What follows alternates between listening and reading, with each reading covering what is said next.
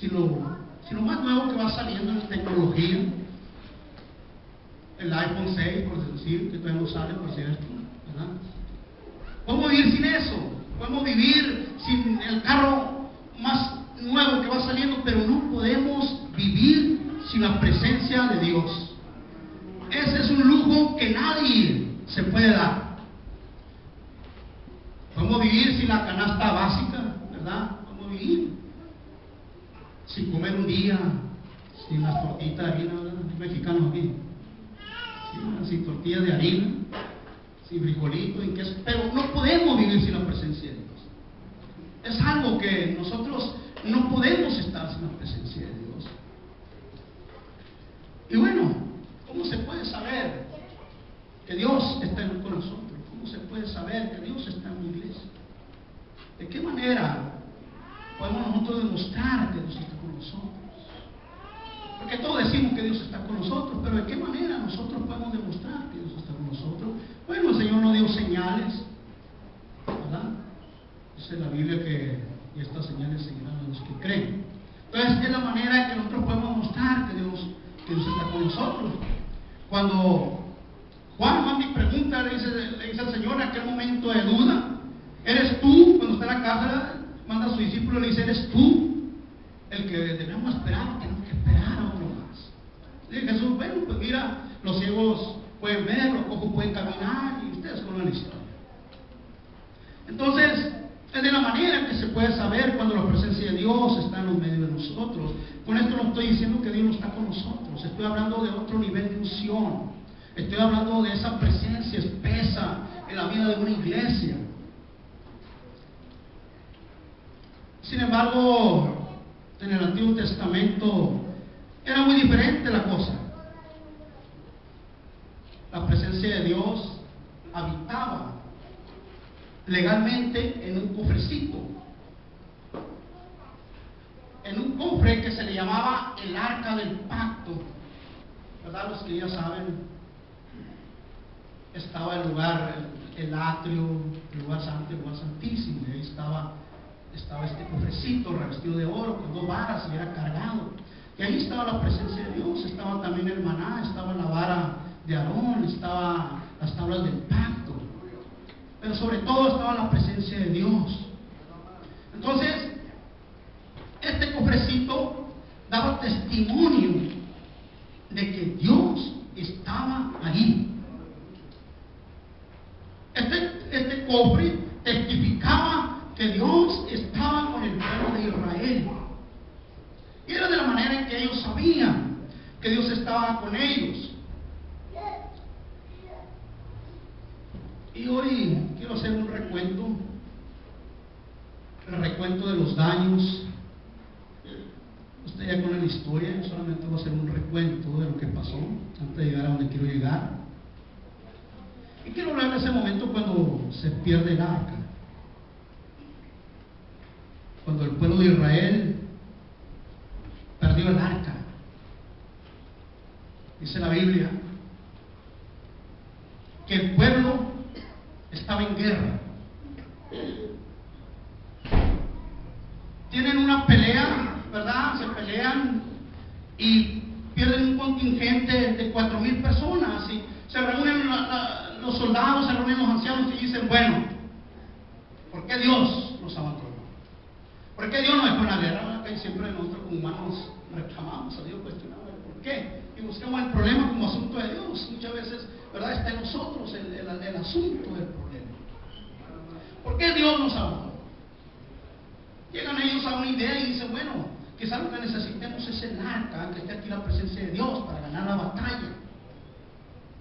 Van y se traen el arca, cosa que Dios no lo mandó, se la traen y la llevan al campo de batalla. Al cargo de ella estaban Ofni y Finés. Y cuando están en la batalla, ellos pensando como si fuera algo mágico, un cabalá, como si fuera algo que les va a dar alguna suerte, tienen ahí aquel instrumento, aquel artefacto. Pelean y de nuevo lo derrotan. Y yo quiero compartir con ustedes los sucesos, lo que pasó cuando sufren esta derrota. Y lo primero que pasó es que murieron los sacerdotes, hijos de Elí, Ofni y Finés, murieron allí. Y la cuestión es que murieron tenía que ver con la profecía que Dios, aquella palabra que Dios le había dado a aquel niño profeta que Dios había levantado, Samuel. Se cree que Samuel tendría algunos 12 años para esta etapa de la vida, para este tiempo. Se cree que él tenía 12 años. Y Dios le dijo en el capítulo 3, versículo 11, voy a hacer algo. Que el que lo oyere le van a retiñir sus oídos. Así como cuando grita un niño que grita con toda su fuerza y que sus oídos le caen así, de esta manera. El que oyera lo que el Señor iba a hacer, así le iban a retiñir sus oídos. Bueno, Ofni y Finés habían pecado contra Dios. No habían pecado contra el hombre. Dice la Biblia que fornicaban con las mujeres que cuidaban la puerta. Y dice la Biblia también que ellos se comían la carne del holocausto que le pertenecía a Dios, que no le pertenecía a ellos. En sí, lo que a Dios le molesta más que el pecado es cuando el hombre no se arrepiente. Y Dios le había dado el tiempo suficiente para que Ofni y Finés se hubieran arrepentido, pero ellos no quisieron arrepentirse y Dios juzga el pecado de ellos y mueren. El segundo suceso tras la pérdida del arca fue la muerte de Elí. Elí ya era un hombre adulto, aproximadamente 98 años, dice la Biblia. Cuando él deja que se lleven el arca, como le decía, que él nunca debió haberlo hecho, Dios no lo había ordenado, por lo tanto él nunca debió haber hecho esto. Se puso nervioso, estaba desesperado, dice la Biblia, que estaba esperando, ¿verdad?, la noticia, saber qué había pasado con el arca. Se estaba comiendo las uñas, estaba desesperado este hombre. Dice la Biblia que cuando aquel benjamita, que posiblemente era Saúl, dice que llegó con los vestidos rasgados, y cuando da la noticia en el pueblo, que el pueblo gritó. Así dice la Biblia, que se oyó un griterío. Y Elí no podía ver, pero sí podía oír. Y él dijo, algo está pasando aquí, algo está sucediendo. Investigó qué había pasado, y aquel hombre le empieza a dar aquel mensaje. Empieza a dar detalles: mira, pasó esto y esto otro, en la guerra murieron tus hijos. Elí no lo interrumpe porque le interesaba más qué había pasado con el arca. Y el arca ha sido capturada. Cuando le dice esto, Elí era un hombre pesado, dice la Biblia, y cayó para atrás y se desnucó. Así murió Elí, ¿verdad? Y el tercer acontecimiento fue la muerte de su nuera. Cuando se oye todo esto, aquella mujer está embarazada y dice la Biblia que esto apresuró el parto, adelantó el parto. Y esta mujer, cuando está dando a luz, dice, la gloria ha sido traspuesta. En otras palabras, sin gloria. Y así llamó a su hijo Icabod, que quiere decir, la gloria ha sido traspuesta, la gloria ha sido llevada, o sin gloria. Le dice la mujer, la que la está atendiendo en el parto, le dice, no temas, yo no soy tu hijo. Como si esto le fuera a dar algún consuelo. Y voy a pararme tantito aquí para detallar algo. ¿Cuándo le podía dar un consuelo a esta mujer? Si su hijo había nacido en el tiempo más difícil,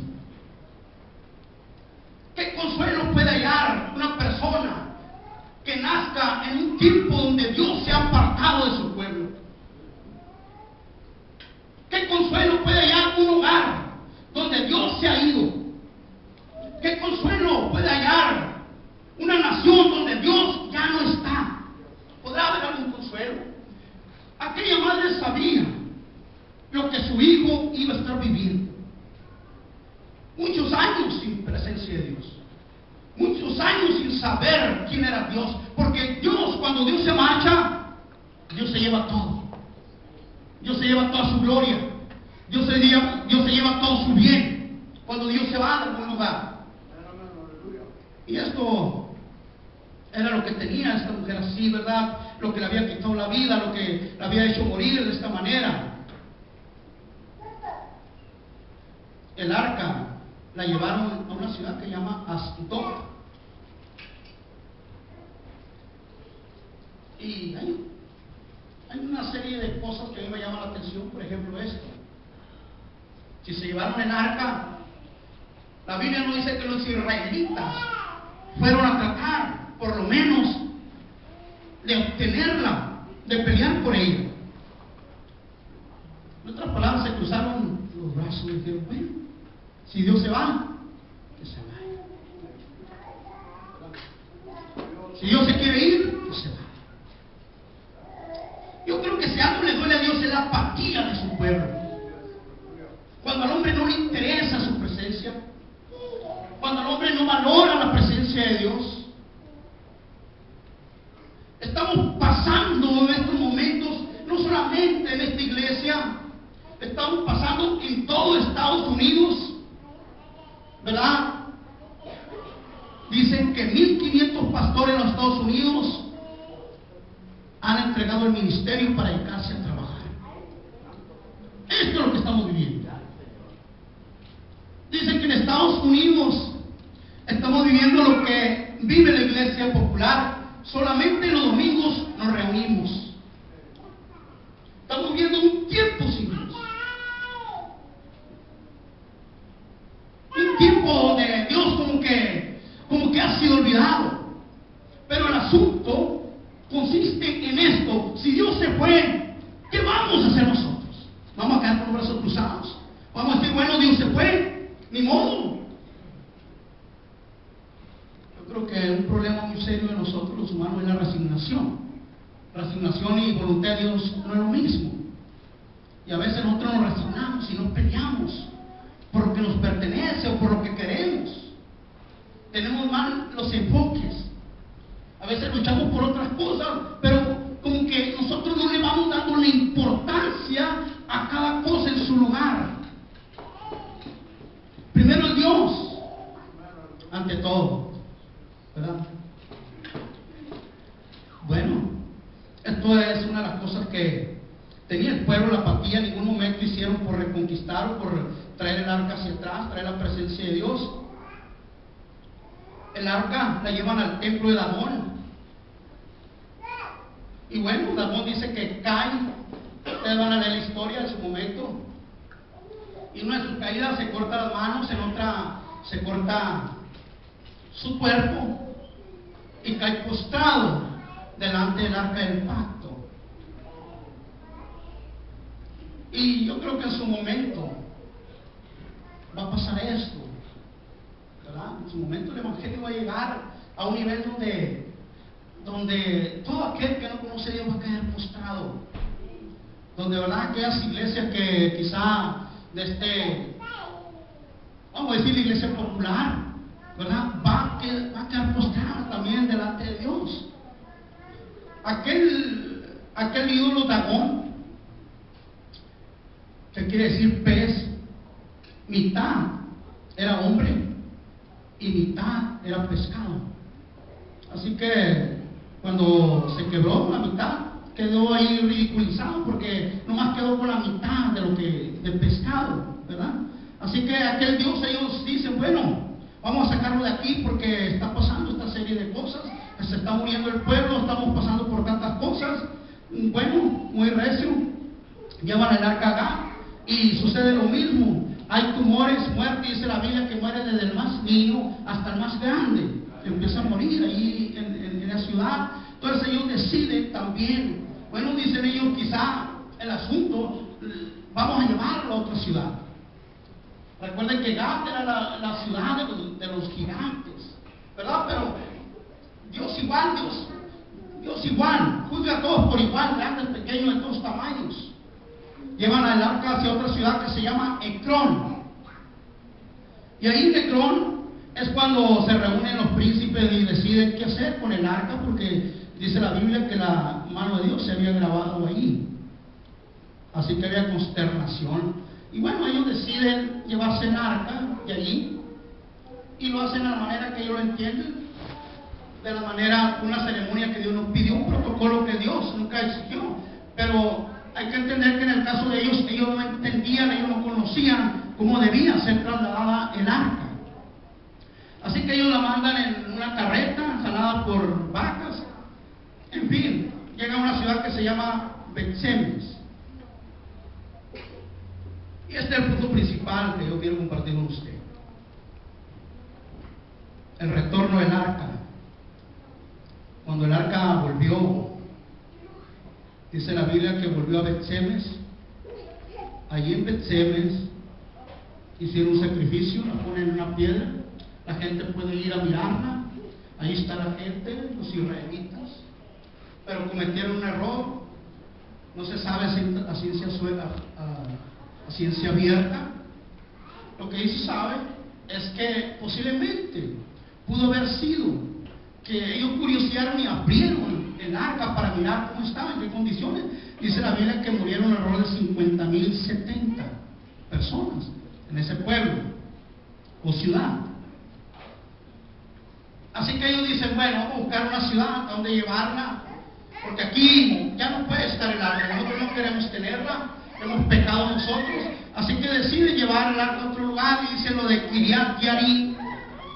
Dicen, traigan acá, porque si alguien no quiere la presencia de Dios, va a haber alguien que dice, yo sí la quiero. Si alguien dice, bueno, aquí ya no cabe la presencia de Dios, va a haber otro que va a decir, aquí todavía cabe, yo quiero esa presencia de Dios. Y lo de Kiriat Yarim, dice la Biblia que en una casa de un hombre llamado Abinadab, ahí dice que le instalaron el arca en esa casa. Quiero decirle que esa casa era una casa muy, pero muy poco visitada. Estaba ya en lo solo, en lo oscuro. Muy poca gente iba a mirar el arca. Muy poca gente iba a mirar la presencia de Dios, este lugar. Y allí estuvo aproximadamente por 40 años. Amén, es cierto, gloria a Dios. Antes que David la regresara.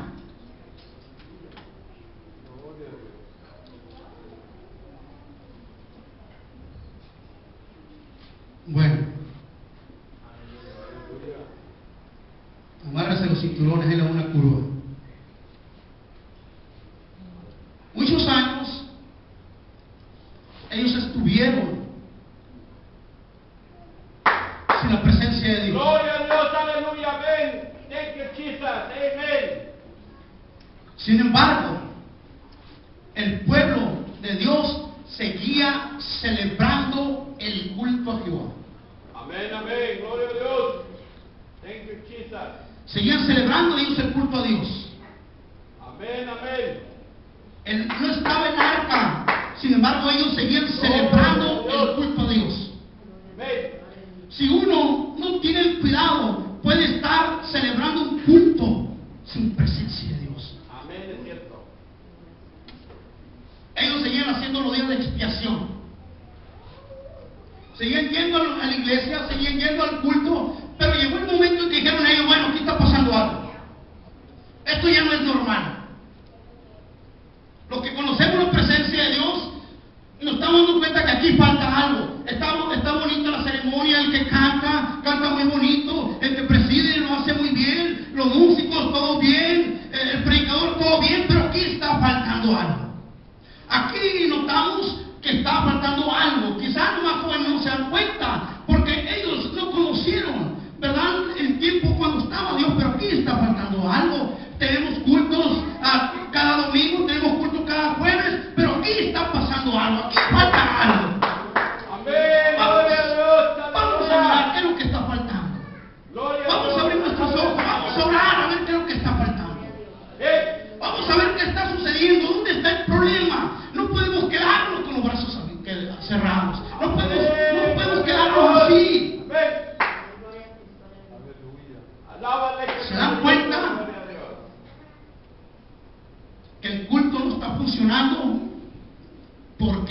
habían cometido el pecado más grave. Se habían olvidado del arca. 20 años celebrando cultos sin presencia de Dios. 20 años teniendo una sola religión, una mera religión sin presencia de Dios. Imagínense, ¿cómo puede ser esto? Venir a la iglesia, hacer lo que tenemos que hacer, seguir la liturgia del culto e irnos para la casa cada quien.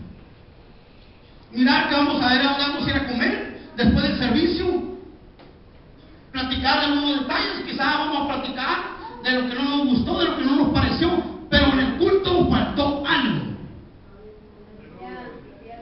20 años de olvidarse de la presencia de Dios, 20 años de orar, pero orar erróneamente, 20 años de estar levantando las manos, pero sin sentido, 20 años de ir a ocupar una silla, pero solamente ir a ocuparla. No había presencia de Dios, no estaba el arca. Y dice la Biblia que cuando ellos echaron de ver, que cuando ellos se dieron cuenta que no estaba en Silo el arca, dice la Biblia que se volvieron, se lamentaron después de su corazón, lloraron, supieron que habían fallado, supieron que habían errado, que estaban equivocados. Dice la Biblia que se lamentaron en poder de Jehová y empezaron a buscar a Dios. Dieron con el punto preciso qué era lo que estaba fallando. No puede, hermanos, todo es bueno. La manera que usted evangelice es buena, pero siempre creo yo que si no hay presencia de Dios no va a dar resultado por mejores estrategias que seamos en evangelismo. Lo más importante que nosotros necesitamos en casa es la presencia de Dios. Particularmente le comparto esto. Dios a mí me ha estado diciendo: trae mi presencia a tu casa, trae mi presencia a tu casa. Yo sé que necesito la presencia de Dios, yo sé que necesito esa presencia de Dios. Quizás he estado cumpliendo, quizás he estado viniendo, quizás me he estado ocupando las cosas de Dios, pero ¿qué hay en la intimidad con Dios? En realidad Dios se mueve en esa magnitud de mi vida. En realidad yo estoy viviendo esa presencia de Dios absoluta. Dios ha producido cambios en mi vida. Vengo a la iglesia y produce Dios un cambio en mi vida. Cuando escucho la palabra, surte algún efecto de esa palabra que me lleva a hacer algo, o solamente vengo a la iglesia y estoy viviendo mera religión. Solamente estoy viniendo a la iglesia, pero no hay productividad. Movimiento no quiere ser productividad. Alguien se puede mover muy rápido en el trabajo, pero puede ser que no esté haciendo nada. Amén, es cierto. Gloria a Dios. Aleluya. Thank you, Jesus. Amen. 20 años. Se olvidaron hasta que ellos dicen: bueno, Señor, ya descubrimos cuál es el asunto del problema. Nosotros pecamos, nos hemos olvidado de ti. Si es cierto, íbamos a la iglesia. Si es cierto, íbamos al tabernáculo, a Silo. Si es cierto que ofrecíamos nuestro holocausto, pero nos habíamos olvidado del punto principal, que es tu presencia. De lo que nadie se puede olvidar. Nos hemos olvidado de ti, Señor. Perdónanos. Lloraron ellos. Y dice la Biblia que Samuel, como reformador, dice: bueno, lo primero que tienen que hacer, si están arrepentidos, arrepentimiento quiere decir cambio de mente. Si están arrepentidos, hay que sacar los ídolos. Astarot y cualquier dios que tengas en casa hay que sacarlo. ¿Cómo se llama? ¿Cómo se llame? Cualquier dios que tenga en su casa, llámese novela, llámese pornografía, llámese como se llame, necesitamos sacarlo de casa. Como se llame, necesitamos sacarlo de casa. Necesitamos cambiar nuestra mente, necesitamos verdaderamente volvernos a Dios para que el culto tenga sentido, para que la presencia de Dios pueda derramarse, para que Dios pueda cambiar al pecador, para que Dios pueda cambiar al que venga aquí a casa, para que cuando venga alguien diga: en verdad yo no perdí el tiempo, en verdad Dios está ahí, en En verdad Dios me habló. En verdad yo pude sentir la presencia de Dios. Es mucho. De domingo a jueves. Amén, es cierto. Es mucho de domingo a martes. La unción tiene que ser todos los días. Todos los días tenemos que disfrutar esa presencia de Dios.